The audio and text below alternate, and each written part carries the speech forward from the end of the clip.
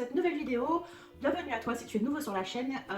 D'ailleurs je vous encourage, si vous me suivez depuis un petit moment et que vous n'êtes pas encore abonné, à cliquer sur s'abonner parce que ça ne coûte rien, ça fait toujours plaisir, ça m'encourage à poursuivre ma route sur la chaîne. On se retrouve aujourd'hui pour un nouvel update lecture. Je n'ai que 3 livres à vous présenter car je pense terminer une lecture audio dans incessamment sous peu, genre demain. Et je vais vous faire une vidéo spéciale sur ce titre. Donc là je me suis dit que j'allais laisser 3 titres encore sur cette vidéo.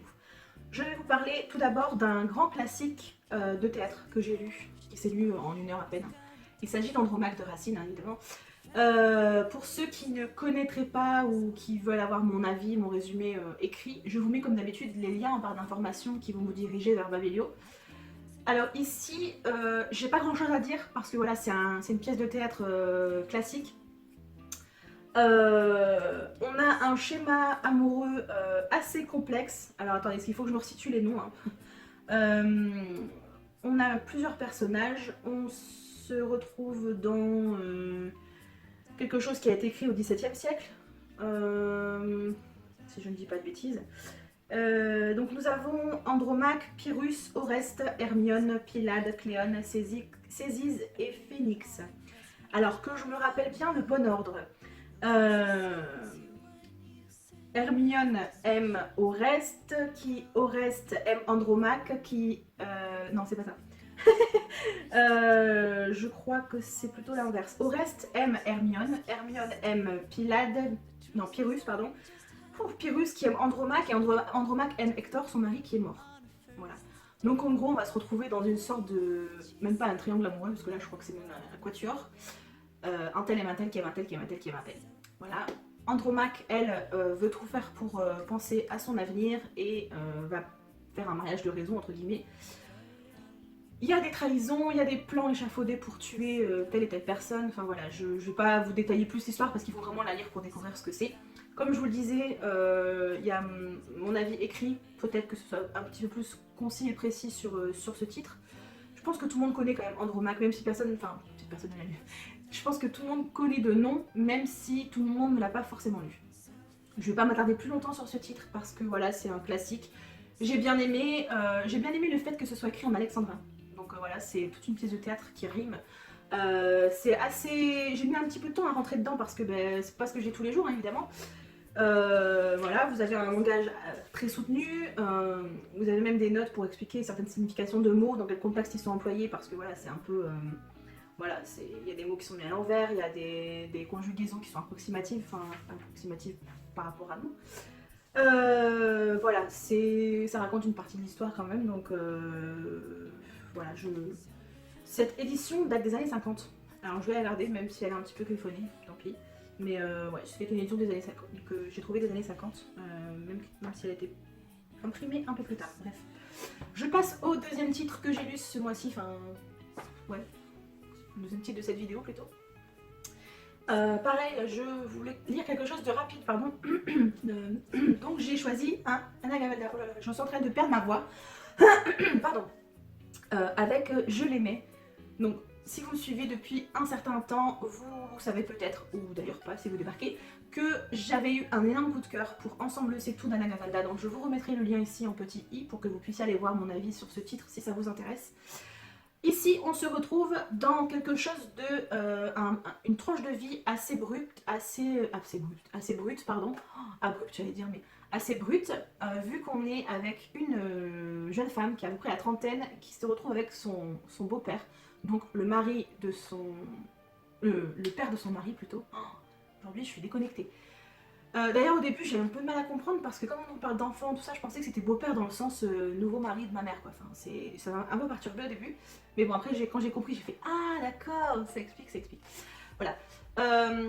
Ce beau-père qui s'appelle Pierre va essayer un petit peu de remonter le moral de sa belle-fille car elle vient de se faire larguer par son propre fils.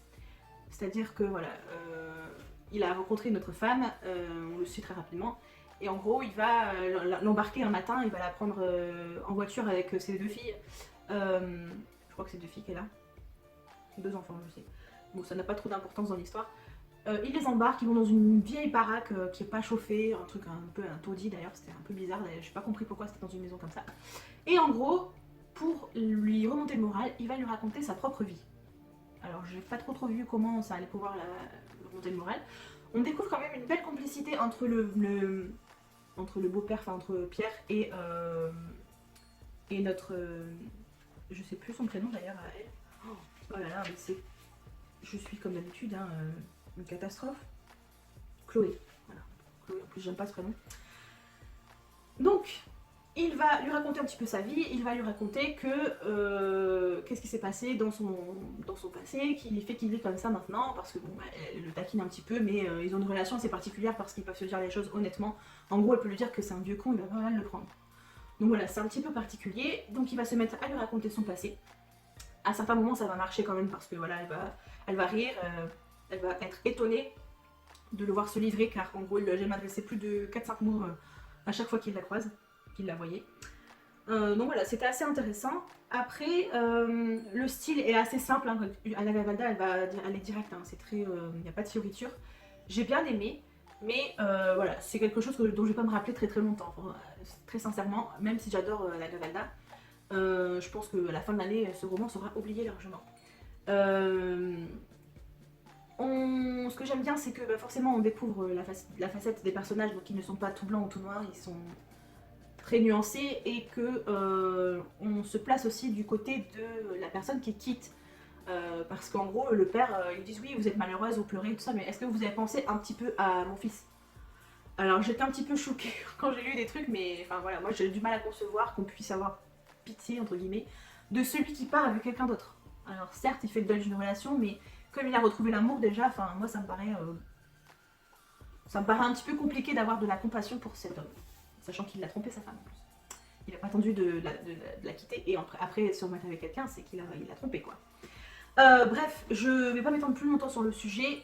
Comme d'habitude, le lien en barre d'informations si vous voulez mon avis plus précis et concis sur ce titre. Je passe au dernier livre, d'ailleurs c'était le premier que j'ai lu dans l'an par rapport à ces deux-là. Il s'agit d'un titre de Jay Asher, donc Jay Asher qui a écrit 13 Reasons Why, 13 raisons, je sais même pas le titre en français, avec What Light. Donc ici on est dans un roman d'amour un peu pour ado, jeune adulte peut-être. Un premier amour inattendu, le poison de la rumeur, le récit d'une seconde chance. Voilà. On retrouve une jeune fille, j'ai oublié les prénoms déjà, c'est pour vous dire comment ça m'a marqué. Je sais que le mec s'appelle Devon et elle, Sierra, voilà c'est ça. Sierra, donc j'avais vraiment l'impression, ça se passe en hiver, donc sachez avant tout, je l'ai lu là, c'est bien passé, mais je pense que ça aurait été encore mieux si je l'avais lu aux périodes de fête de fin d'année. J'avais un petit peu l'impression de me retrouver dans encore une fois, un téléfilm d'M6 au moment de Noël, mais destiné plus à des ados. Donc il n'y a rien de mal à ça, hein, mais c'est juste que voilà, j'en attendais rien spécialement parce que j'avais vu le résumé, déjà je savais comment tenir. Elle travaille avec ses parents, donc elle a 16 ans, elle travaille avec ses parents dans l'entreprise familiale qui gère les sapins. Donc voilà, ils ont des plantations de sapins un peu partout, enfin, dans un endroit bien précis. Alors ce que j'ai pas compris, c'est qu'ils sont à deux endroits différents. Pendant une période de l'année, ils gèrent leur entreprise à, je sais plus, l'Oregon je crois. Et l'autre partie de l'année, pendant un mois et demi, je pense, juste après Halloween, ils vont vendre leurs sapins là où il y a les sapins en fait. Enfin, j'ai pas trop compris l'espace-temps, enfin, ça m'a un peu perturbée. Donc ça veut dire qu'elle a deux vies en fait. Elle a ses amis dans l'Oregon avec qui elle va à l'école, voilà. Donc je crois que c'est Rachel et Elder, je pense. Et elle a sa meilleure amie, ou je sais plus, il y a trois prénoms différents. Et elle a une amie d'enfance, donc qui est de l'autre côté, qu'elle ne voit qu'un mois et demi, qu'un mois dans l'année. Et voilà, on voit encore une fois le beau gosse torturé qui va venir la faire tomber amoureuse. C'est très français ce que je dis. Sachant que quand elle le rencontre, sa meilleure amie lui fait part d'une rumeur à son sujet. Elle lui dit, à ce qu'il paraît, patati patata. Et notre jeune Sierra a envie quand même de connaître Devon, ce jeune garçon torturé par elle-même, de voir si c'est vrai, de comprendre pourquoi. Et d'ailleurs, à ce sujet, je trouve que le fameux truc en question, la fameuse rumeur et la fameuse vérité, j'ai pas trouvé ça ouf. C'est-à-dire que même en sachant la vérité, à aucun moment tu peux vraiment penser, je pense, même à 16 ans, à te dire oh mon dieu, c'est grave. Enfin, voilà, je sais pas, j'ai trouvé ça un petit peu léger quand même. Enfin, si vraiment c'était aller au bout de la chose pour ceux qui l'ont lu et qui savent de quoi je veux parler, d'accord, mais là en fait c'était juste un prémisse en gros de ce qui aurait pu vraiment se passer. Donc j'ai trouvé ça un petit peu moyen. Ouais, en plus il y a toute une histoire du coup qui a découlé de ça par rapport à la famille de Devon, à sa mère, c'est son père et sa sœur. Ouais, j'ai trouvé ça un petit peu léger. Ensuite, j'ai pas eu vraiment le temps de m'accrocher au personnage parce que ben, ça s'est lu très rapidement. Et j'ai trouvé qu'elle est tombée vite amoureuse. Alors je sais qu'à 15-16 ans, voilà, moi aussi j'étais ado, presque jeune adulte. Je sais qu'on peut vite tomber amoureux, enfin, on pense que c'est l'amour, on a un gros coup de cœur pour quelqu'un, on est bien, ou alors on est amoureux aussi, ça, attention, hein, je ne dénigre pas du tout le fait que ce soit possible de tomber amoureux à cet âge-là. Juste voilà, j'ai trouvé ça un petit peu rapide dans les événements, surtout que le mec, je crois qu'il avait 17 ans, ou le même âge qu'elle, et genre ils ont attendu presque 2 semaines pour s'embrasser, en sortant ensemble. Non, je sais que c'est pas du tout le cas de nos jours, même si ça a été écrit il y a genre 3 ou 4 ans, je sais plus, mais peut-être un peu plus que ça, mais enfin bref, même 10 ans en arrière, même à mon époque à moi, je sais, c'était il y a fort bien longtemps, mais je sais que les flirts à 15-16 ans, on n'attendait pas 2 semaines pour s'embrasser, quoi. Ça c'est bien quand t'es en sixième, franchement. Bon, ça c'est un petit peu limite. Ensuite, il y a quand même beaucoup de clichés, hein, mais ça, c'est le genre qui veut ça, je pense, quand même. C'est peut-être ce qui fait rêver les jeunes ados de 15-16 ans. Euh, je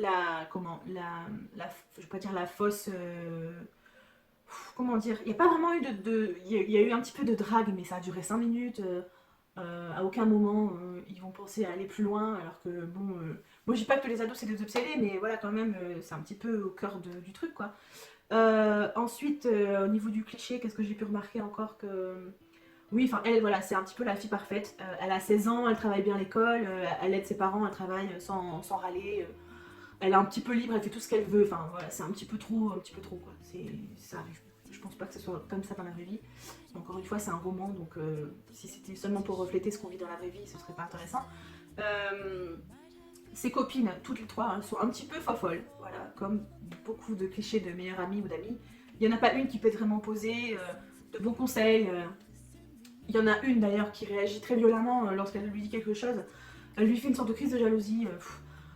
Je sais que ça se passait comme ça à 16 ans, mais je me dis, punaise, cette époque ne me manque pas du tout. Voilà, avec le recul, quand on a 15-16 ans, on se dit pas. On peut pas se dire, ah, c'est débile de réagir comme ça, nanana, il y a des trucs plus importants et tout. Pourtant, c'est vrai. Voilà, alors, je sais que sur le moment, on peut penser que c'est le pire drame de notre vie, entre guillemets, hein, de s'embrouiller avec sa copine, sa meilleure amie, voilà.